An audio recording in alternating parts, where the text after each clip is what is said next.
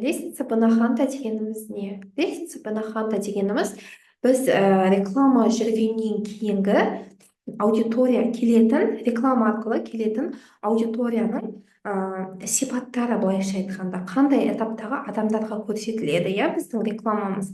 Ең бірінші безразличие, яғни проблемасы жоқ. Екінші осведомленность, проблеманың бар екенін түсінген. Үшінші сравнение этабы, төртінші выбор этабы, бесінші покупка этапындағы адамдар. Мынау лестница Банаханта осы 5 түрлі этаптағы адамдардан тұрады. Біздің рекламамыз осы 5 түрлі этаптағы адамдарға да көрсетіледі. Ең бірінші безразличие тұрғысындағы адамдарда олар өздеріндегі проблема жоқ деп ойлайды, проблемасының бар екенін білмейді. Аудитория өзінде проблема немесе қандай да бір қажеттілік бар білмейді. Бұл жағдайда яғни бұл апта біз узнаваемостьқа жұмыс жасаймыз. Сұраныс тудыру керек, яғни сіздің товарыңызға немесе услугаңызға сұраныс тудыру мақсатында. Яғни таргет арқылы бірден сатпаймыз, алдымен нарықта бар екен қажеттілігін көрсетеміз сол товардың немесе сол услуганың. Екінші осведомленность. Осведомленность дегеніміз ол проблеманың немесе потребность бар екенін түсінген адамдар, бірақтан белгілі бір проблема немесе қажеттілік бар екенін түсінді, бірақ шешімін білмейді. Кімнен алу керек, қай жақтан жақсы деген сияқты, қалай алады деген сияқты. Бұл этапта аудитория проблемасын немесе қажеттілігін анықтап, шешімі бізде бар екенін көрсетеміз. Үшінші этап бұл сравнение, яғни проблемасы бар екенін біледі, енді шешімін іздеуде. Проблемасының шешімін іздеп, басқа да компаниялармен салыстырып жүр. Үшінші этапта аудиторияға проблемасының шешімін, қажеттілігін жабатын затты таргетте ұсынамыз. Таргет арқылы сізді не үшін таңдау керек екенін біз барынша осы этапта көрсететін боламыз. Выбор этабы. Бұл проблеманың шешімін тапты, бірақ әлі кім арқылы шешетінін таңдамады. Таңдау этабында таргеттен келген адамдарға контент арқылы сату маңызды, яғни контент арқылы, одан сторис арқылы барынша біз көрсетіп, осы выбор этабындағы адамдарға сататын боламыз. Покупка. 5-ші этаптағы адамдар өнімді немесе қызметті сатып алады. Енді сату мамандары осы этапқа дейін жеткен адамдарды слив жасамай, арнайы скрипт қолданып сатады. Яғни, безразличие жүрген адамдар уже бұлар холодный аудитория дейміз, мүлде сізді танымайтын. Сол үшін бұл уақытта бұл этаптағы адамдарға узнаваемость арқылы реклама жібереміз. Сіздің өнімді барынша танытып, оны 4-ші этаптағы адамдардағы этаптардың қатарына қосамыз.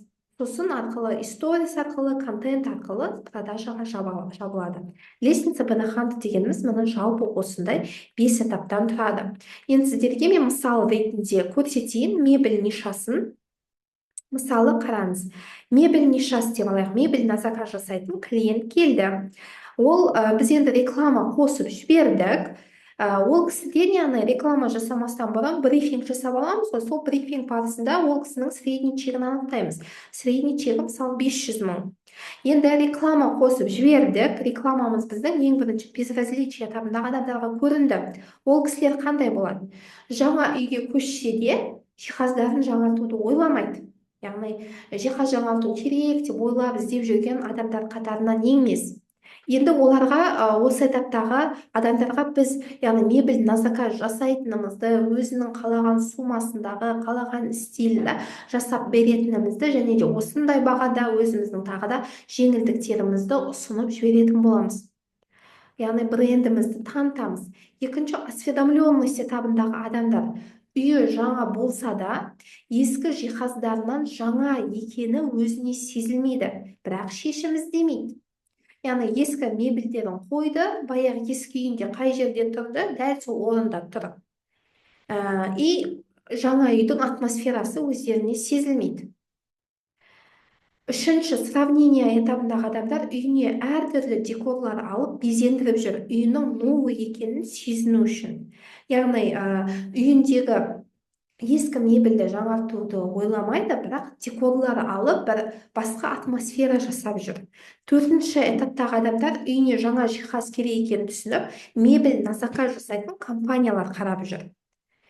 Бесінші этаптағы адамдар сенімді мебель жасайтын компания тауып, уже сатып алып жатыр. Міне. Лестница Бенаханта дегеніміз жалпы осы 5 этаптан тұрады. Бұл 5 этап дегеніміз адамдар осы біздің рекламамыз кеткеннен кейін аудитория ғой, біздің рекламамызды көретін аудитория осы 5 этаптың біреуіне жататын болады. Сол үшін лестница Бенахантаны білген адам уже клиенттің кез келген запросына жауап бере алады. Мысалы, менің рекламам 2 күн болды жүріп жүр, бірақ мен әлі продажа жасаған жоқпын. 1 апта болды, 10 күн болды, продажа жоқ. Адамдар жазып жатыр дейді. Неге? Осы лестница Бенаханта арқылы біз клиентімізге қандай аудитория келіп жатқанын нақты біле алатын боламыз.